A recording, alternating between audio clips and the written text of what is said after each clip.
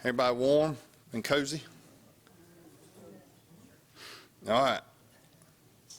These next few Bible studies we have on Wednesday nights, well, let me just remind you, next Wednesday night we'll be over in the fellowship hall for our business meeting and fellowship. I don't have a theme as far as food. Y'all bring whatever you want to next Wednesday night, and we'll just meet and eat and have our meeting. But as far as our Bible studies goes over the next few weeks, we're going to do something a little bit different.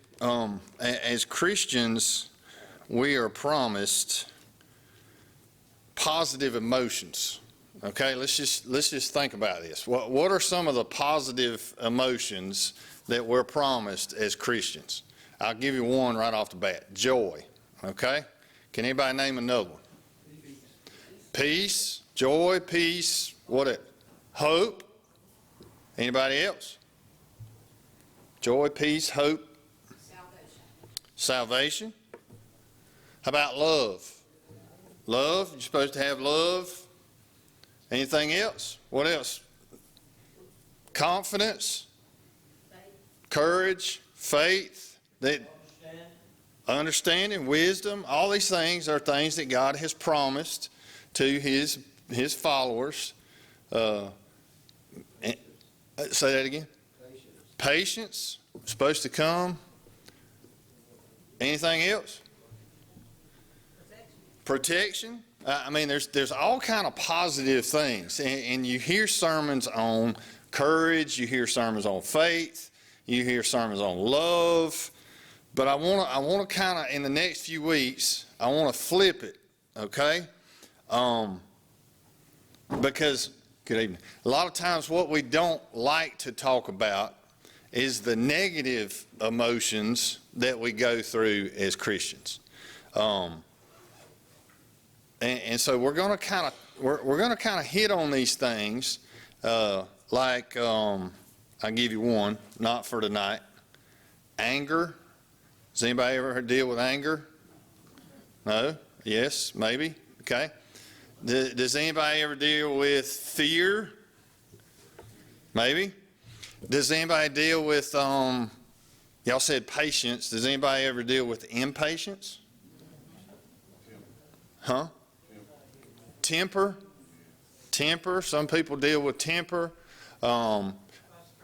Frustration. Anybody ever dealt with resentment? No? You just resent things? All right. So we're going to talk about these on Wednesday nights for the next few weeks. And like I said, it's probably not a popular thing because you know in the warm and fuzzy Christianity that everybody has right now, they always want to talk about love and peace and hope and joy. But the truth of the matter is, there is a lot more scripture that deals with the negative emotions that we go through than there is about the positive emotions, because God knows that life on this planet, you're going to go through a lot of negative times. Jesus faced these times. Jesus felt these things. And in fact, we're going to start off in the book of Psalms, and I want you to look in the 69th Psalm. Psalm 69.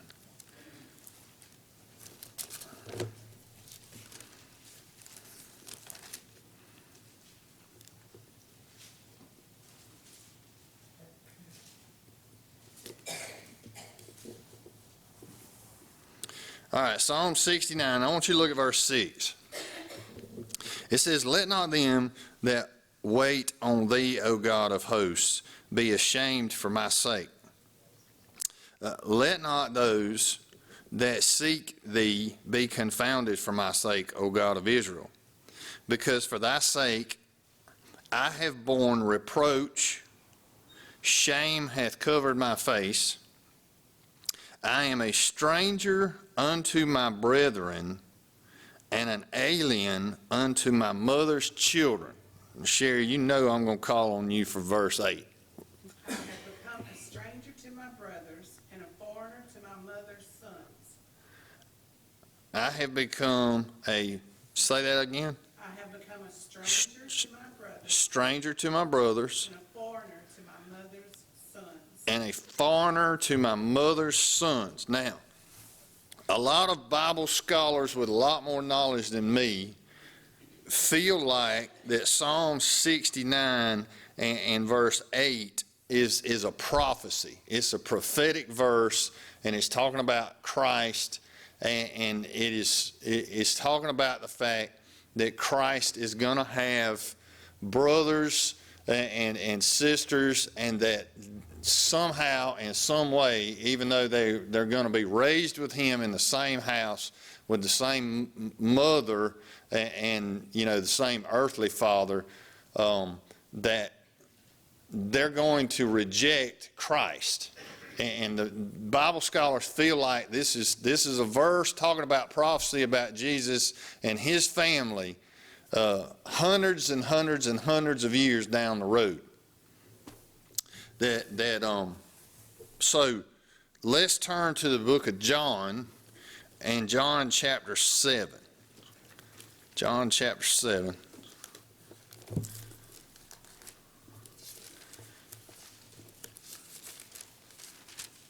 And let's look at verse 1. And while y'all are turning there, if you haven't noticed, Jody and Belinda and James are with us tonight. And Jody, been praying for you, brother. Glad you're back. Belinda, glad you're giving him good care. And James, glad you're taking care of all the manly stuff of the house.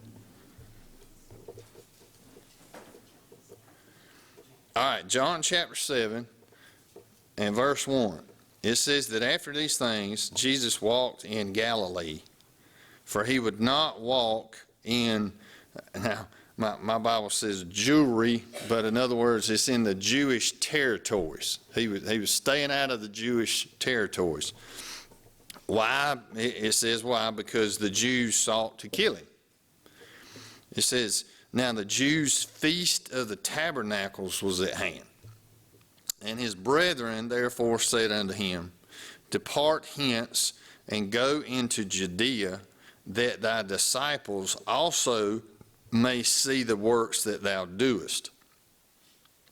For there is no man that doeth anything in secret, and he himself seeketh to be known openly. If thou do these things, show thyself to the world. For neither did his brethren believe in him. Then Jesus said unto them, my time is not yet come, but your time is always ready.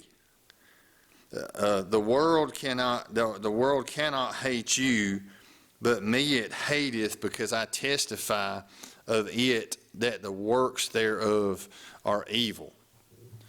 It says, and he says, go ye unto this feast. I go not up yet unto this feast, for my time is not yet full come. So what is happening in John chapter 7 is a family feud over the feast. And the argument that's taking place is between Jesus and his stepbrothers. And what they're pushing him to do, or should I say half-brothers? That's half-brothers. What they're pushing him to do is they're wanting him to go to this feast. They're wanting him to do a bunch of public miracles. And it's almost as if they're daring him to go, because they throw at him, people who want to be famous do things in front of crowds. That's what they're telling him. So why don't you go down there and let all your followers see what you can do? But you notice it says in verse 5, their heart's not sincere when they're telling him to do this, because it says, for neither did his brethren believe in him. So this is where the Bible scholars are saying that Psalm 69 and verse 8 is talking about the fact that Jesus is going to be totally rejected by his brothers. Now to me, that's hard to rationalize, that they're raised in the same house by the same mother, and there had to be stories about Bethlehem. I mean, they had to know some sort of background as to who their half-brother is, but they're totally rejecting him as the Messiah, as the Son of God.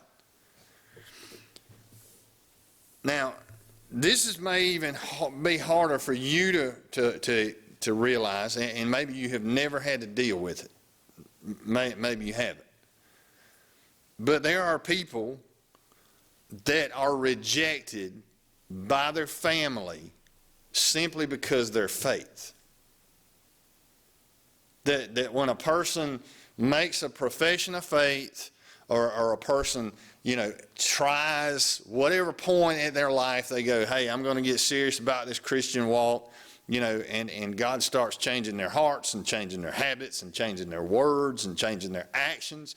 And there's family members who have known them the whole time, even pre-interaction with Jesus, that are totally rejecting the new creature in Christ that they are.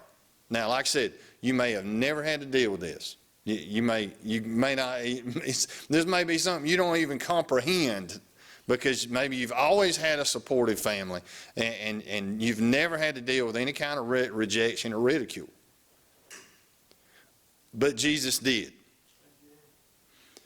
And he dealt with it on such a level. In other words, not only was it the Jews, who he was a Jew, rejected him.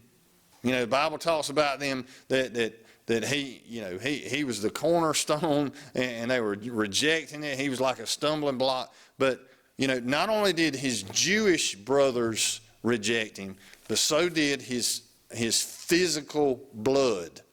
And that's when it hurts a lot of times even worse, is when these are people with your same last name, or in your same house, or those that you grew up with, and they will not support your Christian walk. They totally reject it. Some even scoff at it. Maybe some make fun of you.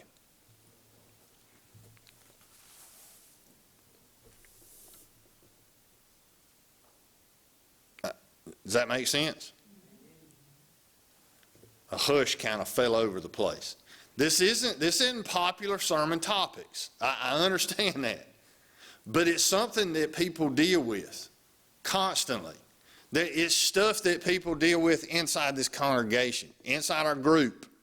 That they are rejected, scorned, laughed at, mocked by people with their own last name, their own family. Now, Jesus being 100% God and 100% man, and knowing that, the fruits of the Spirit of joy, peace, love, courage, all these things, you would think that Jesus was always joyous, always happy, beaming, but that's not how Jesus is described at all. In fact, turn to Isaiah 53, 53rd chapter of Isaiah.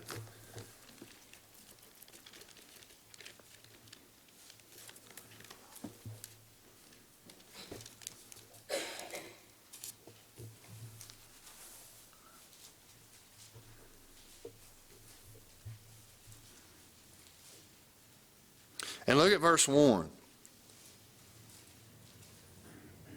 It says, "Who hath believed our report?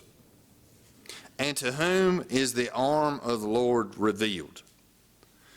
For he shall grow up before him as a tender plant, as a root out of the dry ground. He hath no form of comeliness. And when we shall see him, there is no beauty that we should desire him. He is despised and rejected of men." And now listen to how the Bible describes him.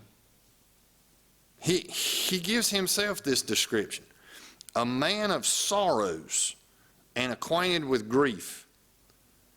And we hid as if were our faces from him.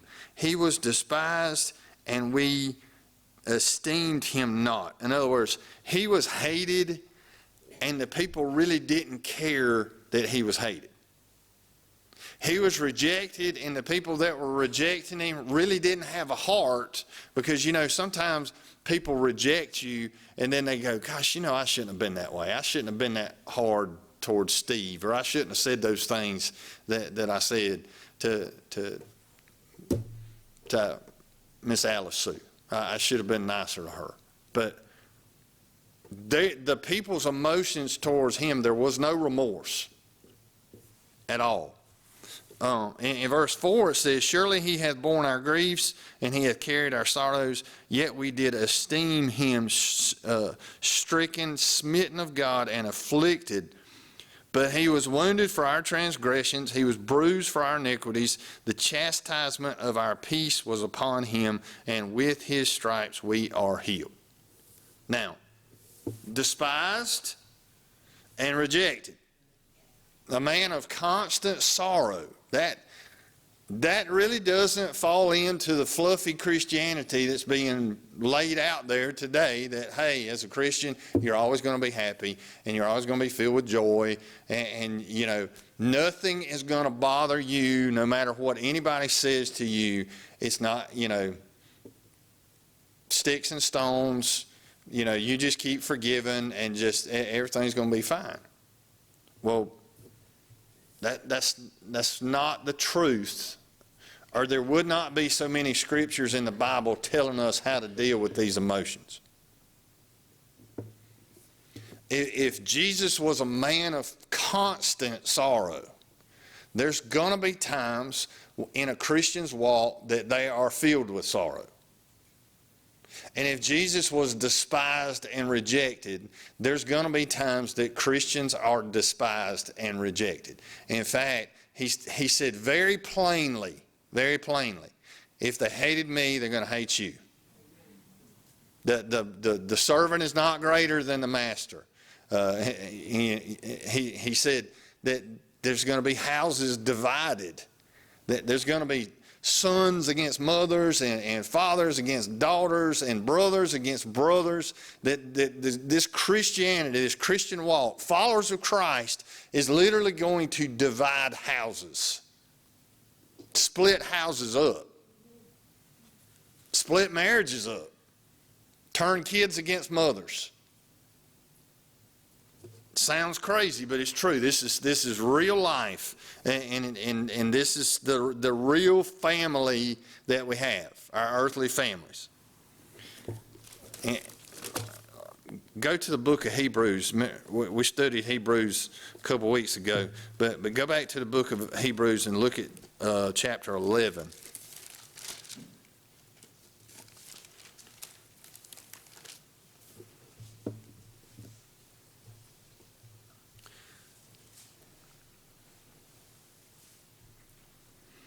Hebrews chapter 11, and look at verse 33. The whole 11th chapter of the book of Hebrews is about people of faith and talking about the Old Testament people and their faith. And then right here at the end of chapter 11, it talks about the consequences of their faith.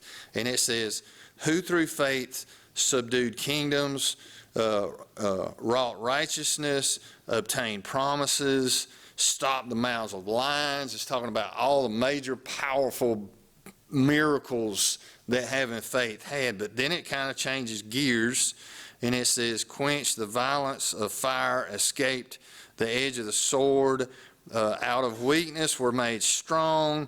They waxed valiant in the fight. They turned to fight the enemies of the aliens. Man, 33 and 34 just sounds like, yes, that's the kind of Christianity I want right there. But then in verse 35 it says, women received their dead raised to life again. Others were tortured, not accepting deliverance that they may obtain a better resurrection. It says others had a trial, cruel mockings, scourgings, moreover of bonds and imprisonment. It's talking about people who were actually put in prison. They were stoned.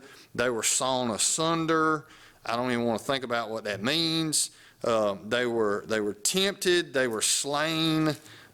with the sword. They wandered about in sheepskin and goat skins. That's talking about people just in the worst forms of poverty. They were destitute, afflicted, tormented. It says, of the world was not worthy.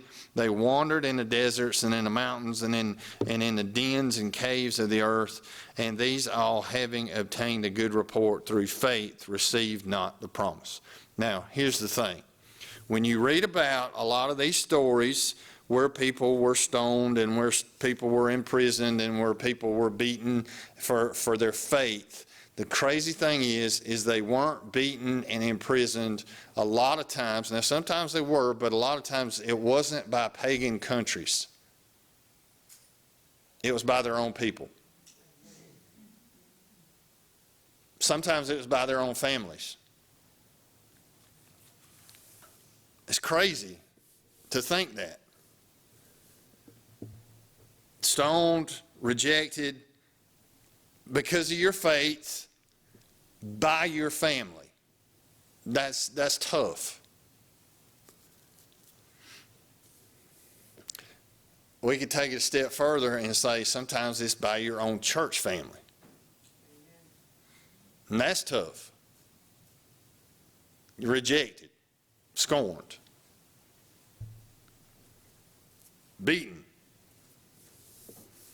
So,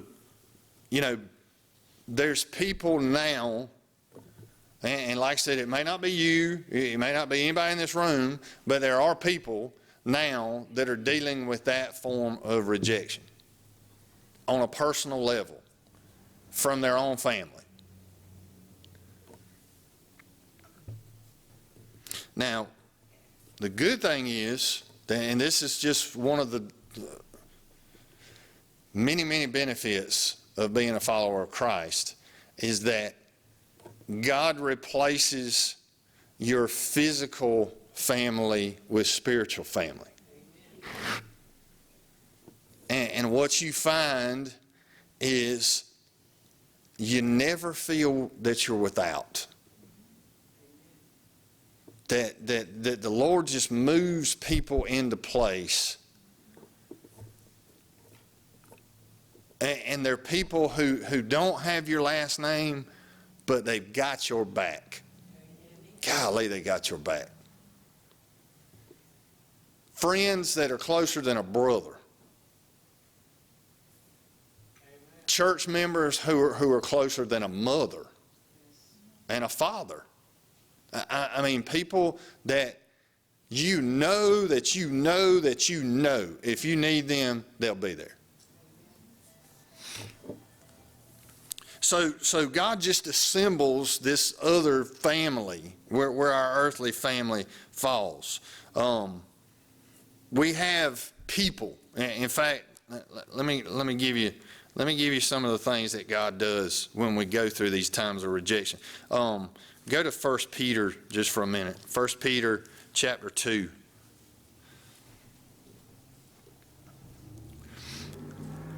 And look at verse 9.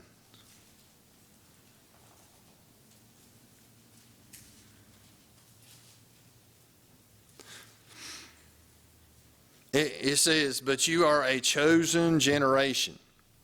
You're a royal priesthood, a holy nation, a peculiar people that should show forth the praises of him who hath called you out of darkness into his marvelous light, which in time past were not a people, but are now the people of God, which had not obtained mercy, but now have obtained mercy. So even though at times there are people who are rejected by their own family, God gives them people, because we are people. We're a family, a spiritual family. And listen, physical families may come and go. Spiritual families remain for eternity. You may have physical family members that when you die, you never see them again. Ever. But we're going to be together for all of eternity. Us. Y'all are supposed to act a lot more happier than that. We're going to be together for all of eternity, forever and ever and ever. Well, at least you faked it and I believed it, okay? So that's great. So see, God gives us family. He does. He gives us people because we are a people. But he also gives us protection. And listen, over and over in the Bible when it talks about that God is a refuge, God is a rock, we can go to him, we can get under his wings, we can get under his arms. It's times like this that the Bible's describing when you're going through rejection, when you just feel it, and it hurts, man. Sometimes it never stops hurting. These are the times that you can go to the rock, to the refuge, and just say, God, I need a family. I'm tired of feeling this rejection. I need people in my life. And it's amazing how he starts bringing people in. And sometimes it's people you never thought you would ever be close to. The 46th Psalm, Psalm 46, I'll read it to you. I know I've had you moving around a lot. Psalm 46, verses 1 and 2. Listen to what it says. It says, God is our refuge, which means protection. God is our protection, refuge. It says, and our strength, our power. So God is our protection and God is our power. A very present help in trouble. Very present. Therefore will we not fear or be afraid, though the earth be removed and though the mountains be carried into the midst of the sea. Why are we not afraid? Why? Because he's there. He's there. He's there. He is there. There's never a time he's not there. We have his protection. We've got people. When we're going through rejection, we got people and we got protection. But we also got a place. In Matthew chapter 8, I like this passage, and I got to tell you, I'd read through it, and I kind of missed this. Matthew chapter 8. Just listen to this story unfold, okay? Look at verse 1. It says, when he was come down from the mountain, great multitudes followed him. Behold, there was a leper, and worshiping him, saying, Lord, if thou wilt, thou canst make me clean. And Jesus put forth his hand, and he reached out and he touched him, which is something you did not do, not even blood kin. If you got leprosy, your mothers and fathers and sisters and brothers would not touch you. It's just not what you did, because you were unclean and you were contagious, they felt. And so the fact that Jesus touched this man was something not even his blood kin would do. It says, and Jesus put forth his hand and he touched him, saying, I will be thou clean. And immediately his leprosy was cleansed. And Jesus said unto him, see thou tell no man, but go thy way and show thyself to the priest, offer the gift that Moses commanded for a testimony unto them. And then it says, excuse me, and when Jesus entered into Capernaum, there came unto him a centurion beseeching him and saying, Lord, my servant lieth at home, sick of the palsy, grievously tormented. And Jesus said unto him, I will come and heal him. And the centurion answered and said, Lord, I'm not worthy that thou shouldest come under my roof. This guy was not a Jew, and he was asking a Jew to do him a favor. And so that's why he's saying, look, I'm not even worthy for you to even come into my house. Not just because you're a Jew, but because you're also God. And it says, but speak the word, and my servant shall be healed. For I'm a man under authority, having soldiers under me. And I say to this man, go, and he goes. And to another I tell him to come, and he comes. And to my servant, do this, and he does it. And when Jesus heard it, it said, he marveled, and he said unto them that followed, verily I say unto you, I have not found so great a faith, no, not in Israel. And then listen to what he says. I've missed this when I've read this. And he says, I say unto you, that many shall come from the east and west, and shall sit down with Abraham and Isaac and Jacob in the kingdom of heaven. Sherry, give me verse 11. I tell you that many will come from east and west and recline at the table with Abraham, Isaac, and Jacob in the kingdom of heaven. Now, here's the thing. If you just read that verse and you really don't put it in context, it really isn't that powerful. But when you take verse 11 and you partner it with all the images that John saw in Revelation, when it talks about a feast, and it talks about that you and I are going to be at this feast, and it talks about the fact that this centurion is going to be sitting at the table with Abraham, Isaac, and Jacob. And you're going to be there, and I'm going to be there.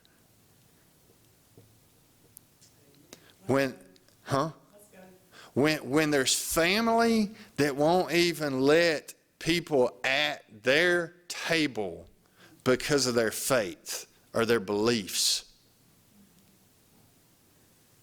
Jesus said, I got a place for you sitting at the table. I don't know about you. That's pretty strong. I mean, there's family that don't even invite family to the Christmas table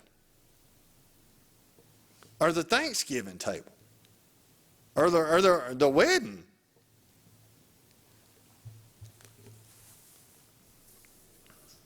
Now, like I said,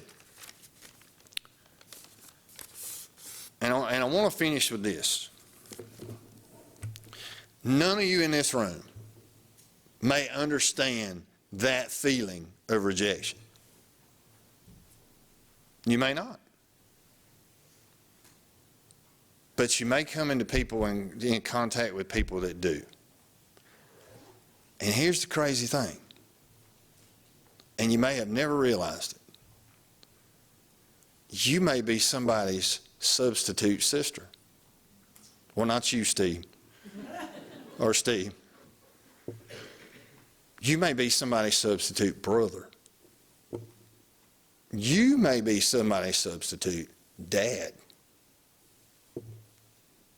You may be somebody's substitute grandfather or grandmother. You may be somebody's substitute mentor because the one they had rejected them because of their faith.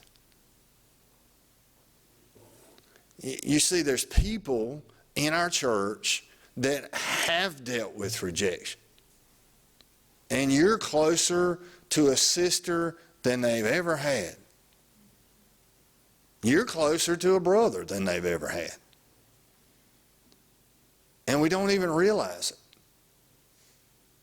But that's what the church is. It's a hospital for the hurting. It's a doctor's office for the sick. It's a place where people come to feel love and joy and peace and acceptance for their faith. And you're a part of it. Any comments before we close?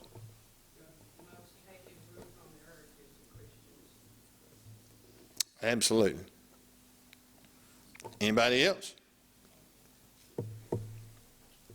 All right, don't forget, next Wednesday night, bring a dish. As we close, Jody, we're going to lift you up, brother, as you continue to recover. Anybody else we need to pray for?